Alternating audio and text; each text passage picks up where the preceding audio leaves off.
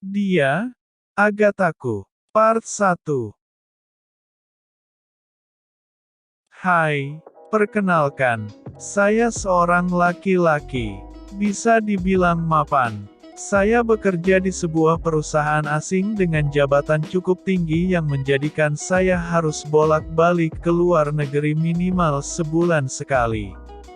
Soal penampilan saya, bisa dibilang oke, tidak ganteng dan tidak jelek juga. Di usia 34 tahun ini, saya masih sendiri. Jawabannya bisa ditebak. Saya terlalu pilih-pilih. Saya sama sekali tidak ingin menyombongkan diri, tetapi banyak yang mendekati saya dengan modus ingin hidup mewah dan segala macamnya. Saya tipikal orang yang cepat bosan dan menurut saya kebanyakan dari mereka terlalu mudah untuk didapatkan, jadi tidak ada tantangan dan sensasi tersendiri. Saya mempunyai seorang saudara sepupu perempuan, sebut saja Mei, yang tinggal di kampung di daerah Sumatera Utara. Tahun 2017, Mei merantau untuk kuliah dan tinggal bersama saya di Tangerang. Kami tinggal berdua bersama dengan 2 orang asisten rumah tangga. Usia Mei dengan saya terpaut 14 tahun. Dan sudah saya anggap seperti adik saya sendiri. Saat itu Mei berusia 17 tahun dan saya berusia 31 tahun. Mei sering bercerita, dia mempunyai seorang sahabat sejak SD kelas 3, sebut saja Agatha. Mereka bertemu di sekolah minggu dan satu kelas selama SMP, kemudian pisah saat SMA tapi masih bersahabat dan sekarang Agatha sedang berkuliah di Bekasi. Saya tidak pernah menghiraukan sama sekali jika Mei bercerita tentang sahabatnya itu. Sekitar Maret tahun 2018 merupakan pertemuan pertama saya dengan Agatha. Tidak ada perasaan yang khusus ataupun terbersit di pikiran saya bahwa Agatha layak untuk saya. Intinya, saya tidak pernah menganggapnya lebih. Mei sering mengajak Agatha pergi ke gereja bareng. Jadi, kami sering bertemu setelah pulang dari gereja, sekedar makan atau keliling mall. Saya tidak pernah menaruh perhatian lebih pada Agatha, bahkan untuk berkomunikasi saja jarang. Tetapi saya tahu dia anaknya cukup petakilan dari caranya berkomunikasi dengan Mei. Jujur, awalnya saya sempat berpikir kalau Agatha sedikit memanfaatkan Mei karena Mei pernah bercerita kalau Agatha berasal dari keluarga yang kurang mampu. Sementara Mei berasal dari keluarga yang berkecukupan. Dan saya juga bantu segala kebutuhan Mei. Bahkan saya memberikan uang lebih dari cukup kepada Mei untuk bersenang-senang. Pada Januari tahun 2019, Mei dan Agatha berniat liburan ke Jepang untuk merayakan 10 tahun persahabatan mereka di Februari nanti. Saya menemani Mei untuk berbelanja beberapa perlengkapan. Dan seperti biasa Agatha ikut bersama kami. Agatha tidak membeli apapun hanya menemani dan membantu Mei memilih. Selesai berbelanja, kami jalan-jalan sore ke kota tua. Lalu, ada satu momen yang menjadi awal mula saya melihat Agatha dari sisi lain.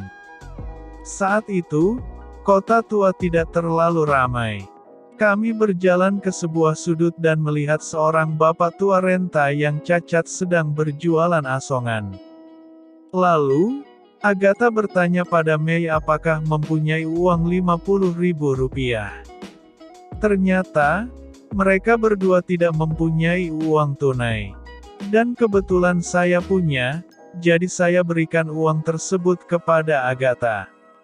Agatha berjalan ke arah bapak tersebut.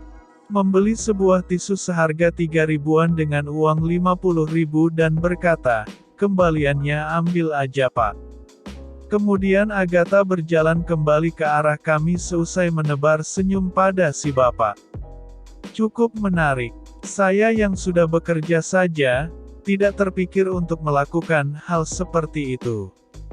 Lalu, saya iseng bertanya kepada Agatha, kenapa harus beli tisu? Kenapa gak langsung dikasih saja uang 50 ribunya? Saya tahu Agatha membeli tisu bukan karena sedang butuh, dia hanya berniat membantu si bapak. Jawaban Agatha cukup bijaksana, tegas dan on point. Inti jawabannya seperti ini, si bapak lebih memilih jualan daripada ngemis. Itu artinya dia berusaha mempertahankan harga dirinya. Kalau uangnya dikasih gitu aja, siapa tahu dia tersinggung. Kalau beli, seenggaknya menghargai prinsipnya si bapak bang. Kata-kata aslinya jauh lebih bagus, saya tidak bisa mendeskripsikan sebaik Agatha. Kata-kata inilah yang menjadi momen awal dari segalanya. Perjalanan pulang dari stasiun kota menuju Bekasi, saya bertanya kepada Mei mengenai Agatha. Boom! Semua jawaban Mei di luar dugaan saya. Agatha sudah yatim piatu dan tinggal bersama kakaknya di Bekasi. Pendapatan kakaknya terbilang lumayan. Dan sebenarnya kalau Agatha mau, bisa saja hanya mengharapkan kakaknya menanggung seluruh biaya hidup dan kuliahnya. Tetapi dia tidak melakukannya. Agatha memilih bekerja di sebuah restoran. Jika beruntung, gajinya bisa mencapai 1,5 juta rupiah. Dari pendapatannya, disisihkan 500 ribu rupiah untuk biaya kuliah, 300 ribu rupiah untuk biaya liburan, 700 ribu rupiah untuk biaya kebutuhan seperti jajan, makan, transportasi, tugas, dan hangout weekend. Mei bercerita bahwa Agatha bukan tipikal orang yang memanfaatkan orang lain dan juga bukan orang yang perhitungan. Kadang kalau beli air mineral, Agatha langsung membayar semua, kalau makan juga tidak pernah minta dibayarin, kecuali kalau ada saya, memang saya yang otomatis bayar dan dari semua itu, dia masih bisa menabung. Saya cukup kagum dengan cara dia memanage uang. Beberapa hari kemudian, saya iseng membuka Instagramnya Mei. Ada banyak foto Agatha di dalamnya. Selama ini, saya tidak terpikir untuk berkunjung ke profil Instagram Agatha, tapi hari itu entah kenapa saya merasa ingin tahu lebih tentang dia. Saya melihat followernya cukup banyak sekitar 4 ribuan, tapi postingannya hanya 1 ribuan dan tidak ada profil picture. Saya juga iseng mengecek WhatsApp-nya. Tidak ada DP, tidak ada last send dan tidak ada centang biru. Dari informasi Mei, Agatha sudah tidak pernah bikin story lagi dan juga tidak pernah melihat story orang. Kalau kata orang sekarang, itu ciri-ciri manusia penuh beban hidup. Saya baru tahu ada ABG yang seperti itu. Saya pikir di usia mereka yang masih belia, masih senang pamer banyak hal. Mei sendiri tiap hari story-nya seperti bekas jahitan. Lanjut ketika Mei dan Agatha liburan ke Jepang selama seminggu. Seperti biasa Mei post segala hal. Dari makanan, view, dan semua hal dipamer di sosial media. Instagram dan WhatsApp story-nya, sudah bukan bekas jahitan lagi, tapi sudah menjadi titik-titik kecil. Feed di Instagram-nya tambah ramai dengan berbagai foto, tetapi Agatha masih kering-kering saja. Dia hanya upload satu foto mereka berdua dengan 10 lilin, itu pun saya cukup yakin kalau itu paksaan dari Mei. Saya menjadi penasaran dengan Agatha. Normalnya, orang pertama kali ke luar negeri pasti setidaknya posting sana-sini, dan di usia belasan seperti mereka masih sangat wajar bila senang pamer di sosial media. Lagi-lagi saya bertanya kepada Mei. Dari penjelasannya, Agatha tidak seperti itu. Awalnya dia cukup aktif di sosial media.